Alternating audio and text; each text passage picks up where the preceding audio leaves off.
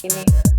Oke, sembari teman-teman menuliskan, Chandra sama Arfa, saya ada pertanyaan nih. Kalau di negara itu, kenapa sih kalian memilih negara yang mayoritas itu penduduknya bukan berbahasa Inggris? Sedangkan kan kalau di negara berbahasa Inggris kita masih mudah ya untuk komunikasi, misalnya mau membeli barang atau dan lain-lain. Nah, kenapa memilih negara tersebut? Terus kalau di kampus itu bagaimana pengantar bahasanya? Dan wajibkah kita belajar bahasa negara tersebut? Contohnya yang Chandra yang bahas tentang Thailand aja, Chan. Oh, oke. Untuk Iya. yang di Thailand, kenapa saya pilih Thailand gitu? Karena karena memang saya apply waktu itu kan saya apply beberapa universitas, ada dari Paris Saklai, terus ada juga dari Thailand. Dan kenapa saya memilih negara yang bukan berbahasa Inggris gitu ya? Karena saya juga waktu itu nggak kepikiran gitu ya, nggak kepikiran untuk studi kayak misalnya coba di Amerika ataupun di Inggris itu. Saya nggak kepikiran gitu kalau studi di sana. Ya saya langsung apply ke Thailand sama yang ke Paris. Nah, untuk di komunikasi di kampus saya itu sendiri, kebetulan saya karena International College dan major saya itu adalah International School, jadi bahasa sehari-hari saya adalah bahasa Inggris kayak gitu. Terus untuk komunikasi sama penduduk di sini gitu ya, itu cukup susah gitu, cukup sulit gitu ya.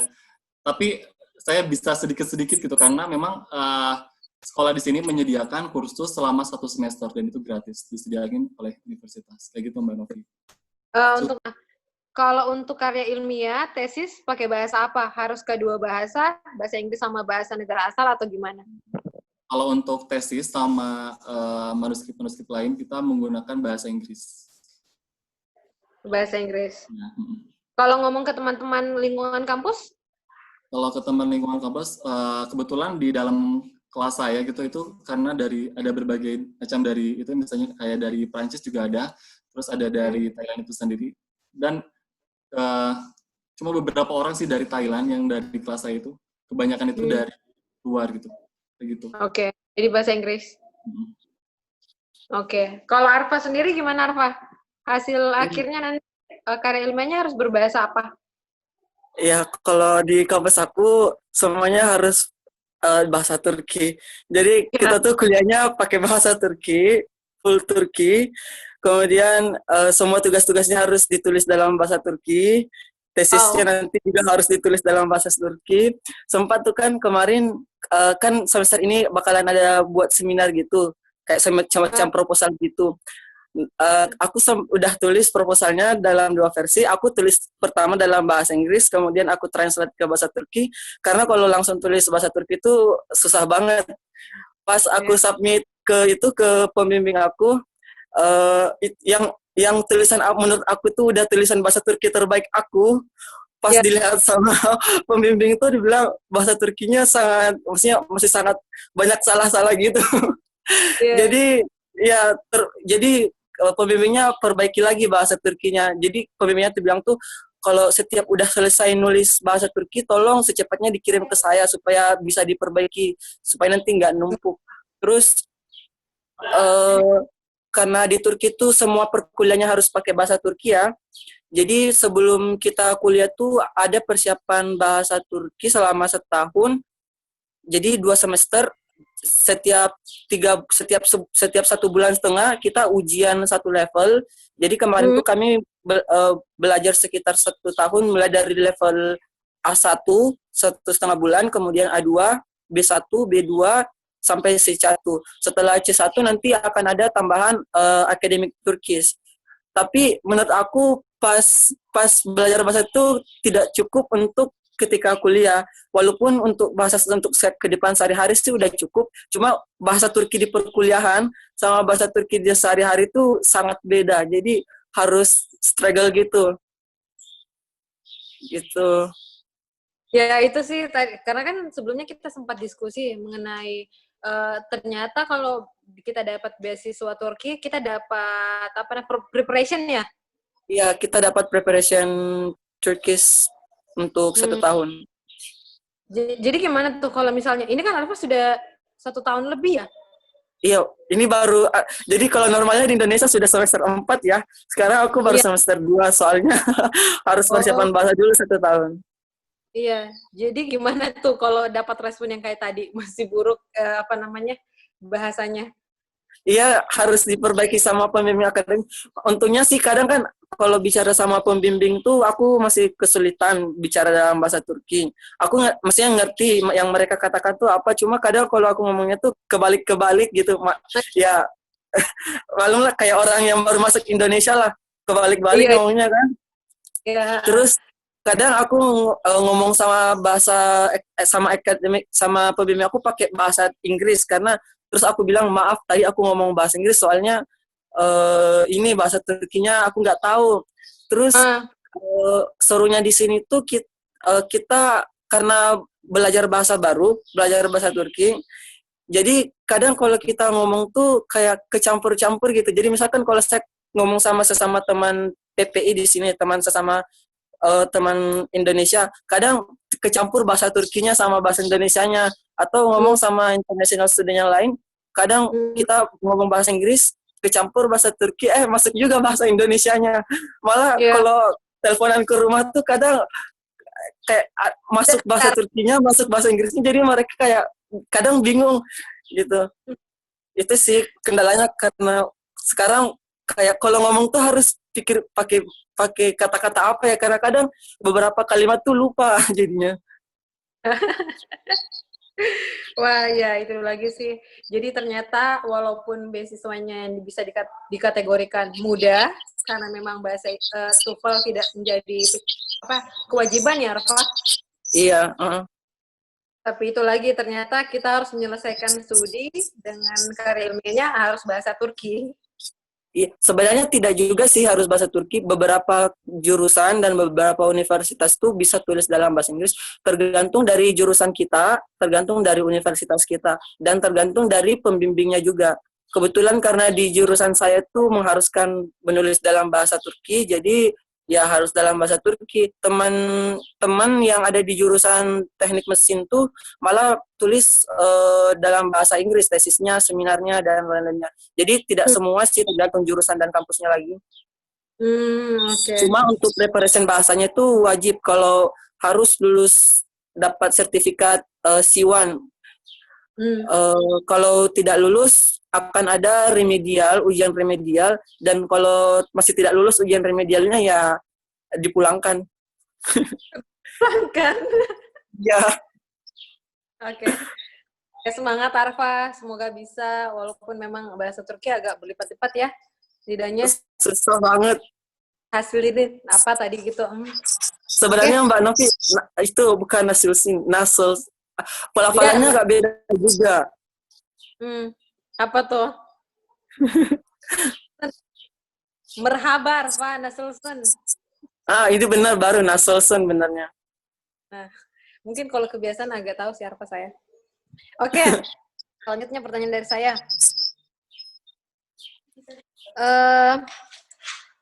Kalau mau daftar kayak beasiswa seperti itu, kalian dapatnya dari mana sih sebenarnya? Apa memang harus kekuatan searching atau mungkin ada laman yang kalian percaya di situ tuh bisa? Iya, bener. Pertama tuh kan kemarin tuh pas pelatihan ada sempat pendampingan gitu kan sama Mbak Novi juga.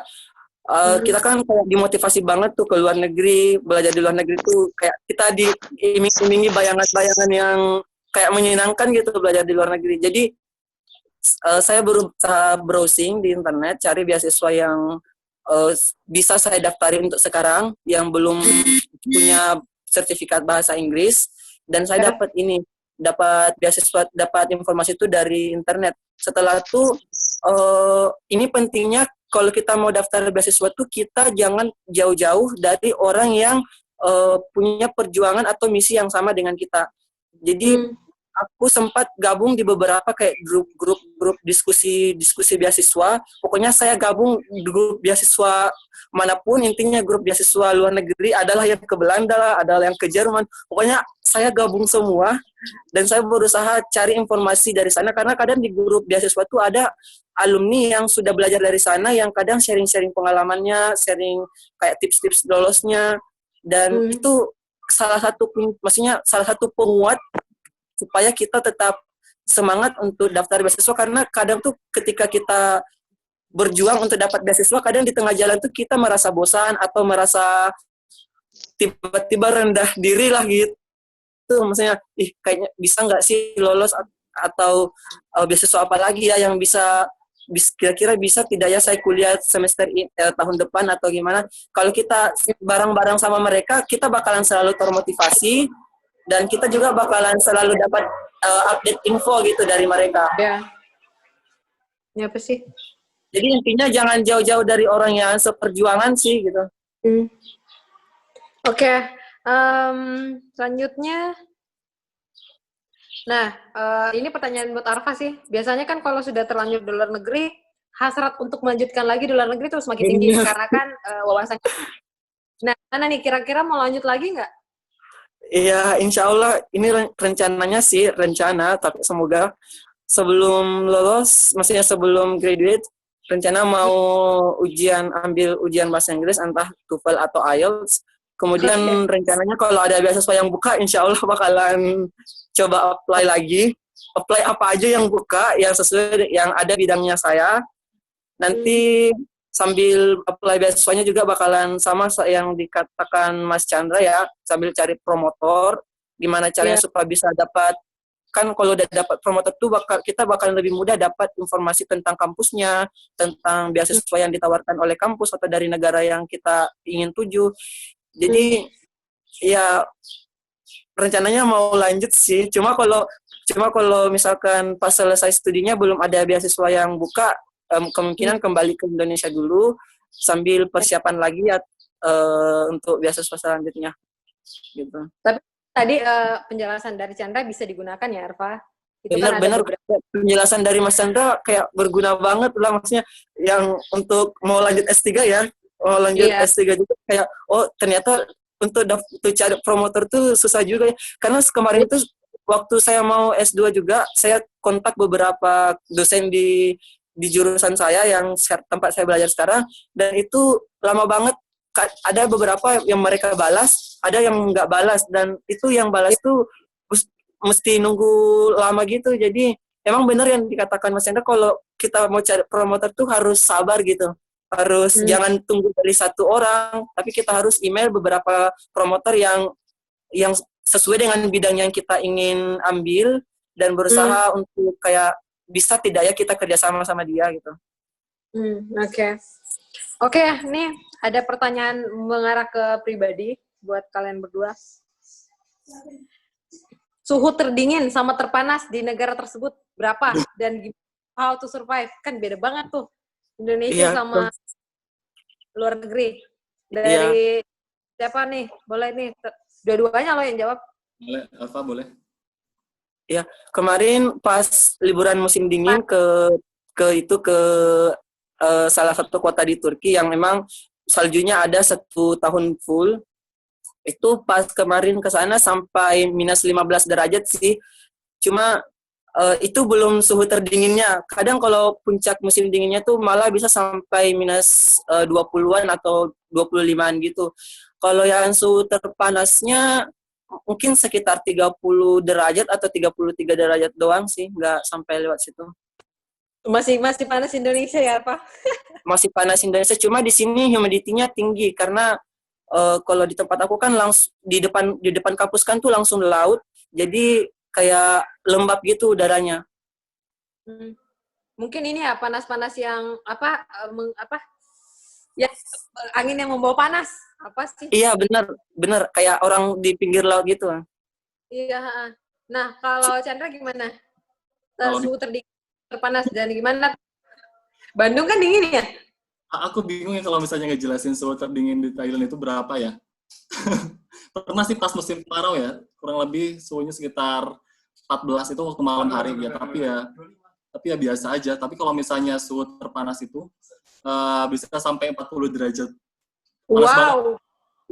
Dari Jakarta gitu, kayak apa ya, panas banget gitu.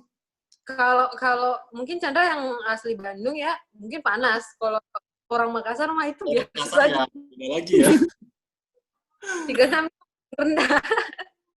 Kita 40 paling tinggi kalau nggak salah waktu itu. Itu panas banget. Keluar pun juga nggak mau. kayak gitu. Oke. Oke. Suka kangen nggak tuh? Nah, gimana tuh kalau misalnya kayak kangen gitu kan ada lenje-lenjenya juga, walaupun memang ya, ya memang ini untuk keluarga dan untuk bersama, tapi kan pasti Terus ada rindunya. Dan beda juga tuh direct sama virtual. Gimana ketika kalian kangen? Tipsnya kalau ya keluar? kalau masalah kangen ya pasti Mbak ya, pasti Ya, kangen. Cuma cara mengobati kangennya tuh dengan cara ya pasti video call sama keluarga gitu. Walaupun nggak bisa secara langsung ketemu, at least kita bisa lihat wajah mereka. Terus pas lihat mereka tuh semangat lagi belajar supaya termotivasi bisa cepat selesai, bisa cepat ya, pulang. Terus ya. cara lain itu karena kita ada PPI ya, Perhimpunan Pelajar Indonesia di sini. Jadi kita tuh kayak sering jalan-jalan bareng, sering ketemuan-ketemuan bareng, acara makan-makan bareng, piknik bareng. Jadi dengan cara kumpul-kumpul bareng mereka, kita bisa kayak bahasa Indonesia gitu dengan mereka. Jadi kapan lagi kan kalau nggak ketemu sama mereka kan ya, kalau nggak pakai bahasa Inggris ya pakai bahasa Turki. Jadi salah Ya. satu cara hilangkan kangennya ya ketemu sama mereka. Mhm. Karena tuh kami kayak setiap libur musim dingin atau libur musim panas, kita kayak kumpul bareng. Kami ada grup traveling yang terdiri dari 7 orang. Jadi kita kalau musim dingin atau musim panas tuh kita kayak keliling Turki atau nyebrang ke negara sebelah gitu. Ya. Sudah bikin list ya, Arfa? Jadi di grup itu sudah ada list-listnya. Ini kemana, minggu depan kita kemana. Uh, Kalau perencanaannya biasanya perencanaan untuk musim dingin sama musim panas doang sih, karena misalkan ya musim dingin kemarin tuh kita ke Georgia, ke negara tetangga. Itu pengalaman yang maksudnya yang apa ya, yang tak terlupakan dah. Soalnya kapan lagi bisa ke negara yang jarang didatangi oleh orang Indonesia, malah kayaknya di sana tidak ada orang Indonesia gitu. Yang ada cuma pada waktu masuk ke negara tuh juga untuk kita orang Indonesia susah banget karena emang mungkin belum ada orang Indonesia yang datang ke sana. Jadi pas pemeriksaan visa itu kami menunggu sampai 1,5 jam lebih diperiksa paspor sama visanya. Terus pas musim dingin kemarin tuh jalan-jalan ke itu kan yang salah satu kota di Turki yang banyak balon udaranya. Jadi kami jalan-jalan Kapadokia, iya benar Kapadokia. Kemarin jalan-jalan ke Kapadokia dan itu sih menurut aku kota yang paling indah di Turki itu Kapadokia. Oke. Bagusnya Turki kan itu memang ya apa perpaduan antara negara Eropa. Ya benar. Di sini kayak culture timur sama culture barat tuh bergabung. Jadi pertama juga sempat kaget sih pas datang ke Turki tuh kayak saya kayak lihat orangnya muka-mukanya beda-beda gitu. Ada muka yang mirip orang Arab, ada muka mirip orang Eropa gitu. Jadi kayak sempat kaget sih. Oke. Oke, kalau Chandra gimana? Kalau kangen? Kalau kangen ya pasti gitu ya. Tapi kalau misalnya kangen ya pasti ya video call gitu. Tiap harinya video call sama keluarga gitu. Habis maghrib ya video call. Tapi kalau misalnya lagi nggak bisa callingan keluarga ya, paling ya kita masak-masak bareng gitu. Kalau enggak ya tadi sama kayak Mas Arfa kita pergi ke suatu tempat itu bareng-bareng gitu. Kayak ada ke tempat yang belum pernah kita kunjungi gitu. Paling cuma jalan gitu. Iya.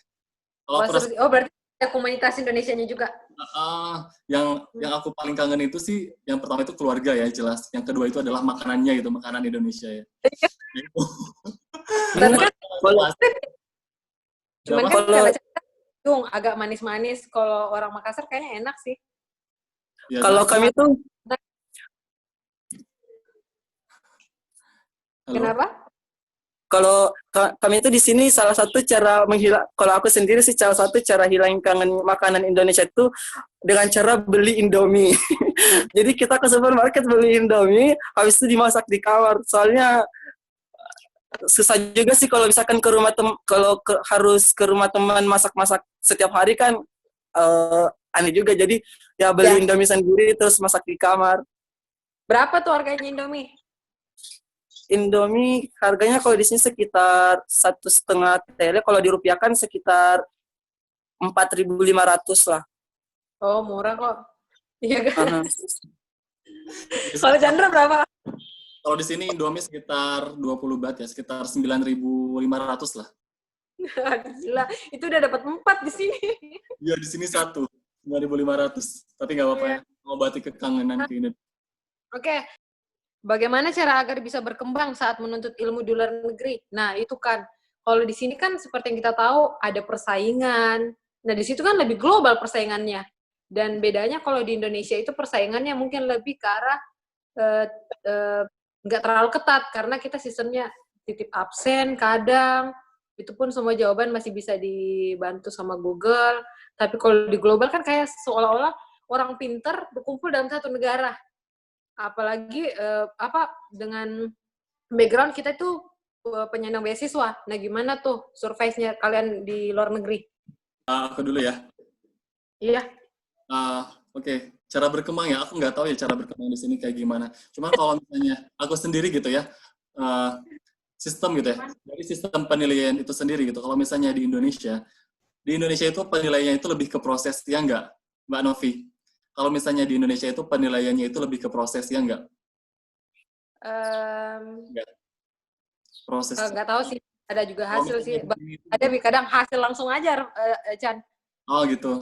Cuma kalau di sini ya benar, memang hasil langsungnya gitu, outputnya itu berapa gitu. Terus kalau misalnya kita punya banyak saingan ya, terus kita juga harus mempertahankan IPK kita gitu, supaya beasiswa kita nggak hilang. Nah, Nah, kalau misalnya cara bersaing sih, kalau misalnya cara berkembang sih mungkin kayak join research gitu ya, join research dengan pembimbing ataupun dengan peneliti yang lainnya di fakultas staff ataupun apa gitu. Terus kalau misalnya ya paling kita belajar aja gitu. Ya jangan kalah lah sama yang lainnya gitu. Jangan merasa kalah, jangan merasa minder sama yang lainnya, karena memang kita itu sama-sama belajar gitu. Yang datang di kelas itu adalah sama-sama belajar gitu. Otomatis kalau misalnya kita mau lagi ya. Nah, kalau misalnya kita mau berkembang dan maju, misalnya ada dosen nih yang mau mengajar tentang materi X, otomatis sebelum dosen tersebut memberi penjelasan tentang materi X, kita belajar dulu nih di rumah gitu tentang materi tersebut. Kayak gitu. Kalau Arfa gimana tuh, Arfa? Ya, sama sih dengan yang dibilang sama Mas Chandra. Cuma kalau kami sekelas tuh kan kalau dibilang bersaing, nggak bisa dibilang bersaing juga sih. Maksudnya kayak kerjasama gitulah sementara belajar. Kan aku kan susah tuh bahasa Turkinya kan. Jadi kadang aku mau tidak mau harus tanya sama teman kelas yang tadi yang dijelasin sama dosennya apa. Jadi kalau mau mikirin tentang persaingan gitu ya susah. Soalnya mereka pasti jauh lebih bagus karena mereka pengantarnya bahasa Turki, mereka ngerti bahasa Turki dengan bagus. Karena tuh sebelum masuk kelas kan minggu sebelumnya tuh bakalan diberitahu materi semester selanjutnya, minggu selanjutnya apa. Jadi saya harus baca materi itu sebelumnya dalam versi bahasa Inggrisnya sebelum masuk ke versi bahasa Turkinya. Kalau saya masuk langsung ke versi bahasa Turkinya, saya bakalan kurang mengerti apa yang bakalan dijelaskan sama dosen, dan malah mungkin kayak saya merasa dosennya itu kayak bicara sendiri kadang. Dan kan itu sih, dan enaknya bagusnya di sini tuh karena banyak orang-orang dari negara lain, jadi international studentnya tuh kayak mereka ramah-ramah banget. Kalau misalkan kita ada masalah yang berkaitan dengan bidang mereka, kita tanya ke mereka bakalan bantu kita untuk selesaiin masalah baik itu tugas dari dosen maupun project yang diberikan oleh dosen. Terus kalau untuk berkembang di sini tuh pastinya harus tahu bahasa Turki. Kalau tidak bisa bahasa Turki mungkin bisa berkembang tapi agak lebih lambat. Kenapa? Karena komunikasi dengan dosennya ataupun komunikasi dengan teman-teman dan orang setempat tuh kebanyakan mereka pakai bahasa Turki. Jadi ya salah satu syaratnya bahasa Turki dulu gitu. Oke, mereka nggak bisa pakai bahasa Inggris emang? Beberapa bisa, tapi kebanyakan tidak. Kalau dosennya bisa pakai bahasa Inggris. Cuma kalau mahasiswa tuh sama orang-orang setempat, mahasiswa tuh kadang mereka tahu bahasa Inggris secara grammar, secara written English,